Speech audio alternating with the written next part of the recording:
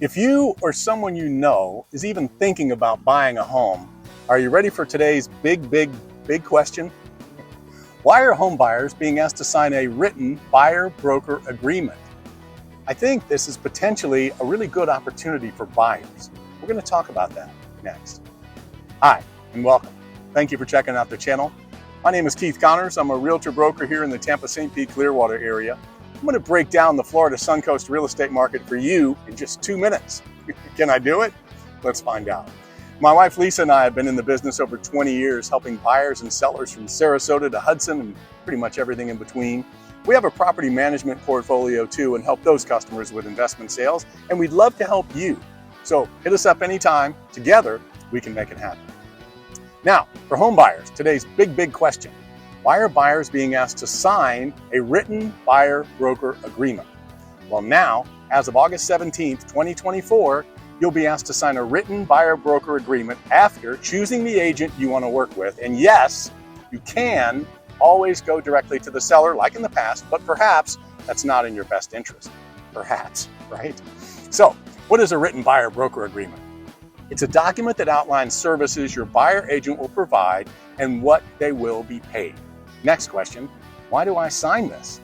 Well, now it's a nationwide requirement, part of the National Association of Realtors settlement related to broker commissions and complete transparency.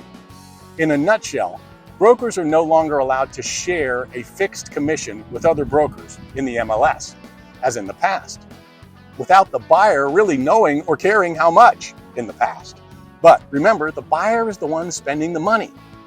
So now the seller can still pay commissions like always, but to both brokers individually with no MLS fixed commission, which means every offer is a brand new negotiation. There's no fixed commission.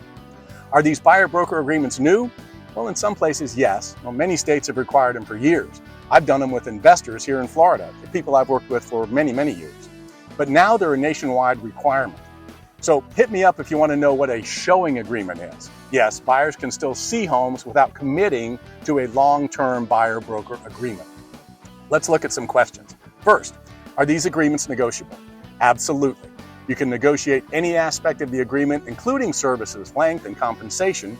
They are the single most adjustable agreement in real estate history. Remember, every deal is brand new in negotiation. Second, how does the buyer benefit from these agreements? Well, they clearly lay out the services the buyer can expect and what their real estate agent will be paid, reducing any and all potential confusion at closing. And you, as a buyer, see and approve every dollar in the deal. That's why I like this, because it's your money. Next question, when do you need to sign the agreement? Well, the answer is before touring a home with your agent, either in person or virtually. Now, there's no need to sign if you're just visiting an open house on your own and you're just looking around. But heads up, this is important. If you start asking questions that lead to services by an agent at an open house, that agent may ask you to sign a showing agreement to protect themselves then and there. So heads up on that, it's not a big deal. Don't freak out. Now, does this mean the buyer has to pay their real estate agent out of pocket? No, it doesn't. Not necessarily, but it can happen. It's always been able to happen. I've done it with investors.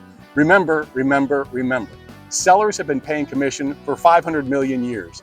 The big deal is that brokers can no longer share that fixed commission amount in the MLS. So again, I sound like a broken record. Every offer is a brand new negotiation. And everybody wants to know, can the buyer change or exit that buyer-broker agreement? Absolutely. That's always been available. You can mutually agree to change or end it anytime. So hit me up for any more information. I'm glad to help you for a deep dive into the buyer-broker agreement. Thanks for checking out the channel.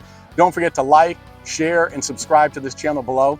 For more helpful videos, if you're selling or just curious, remember you can see your home's estimated value. It's fast and it's free and it's easy. Whatismyhomereallyworth.com. If you are buying, check out homes for sale on or near the beach, new construction too, at MrBeachHouse.com.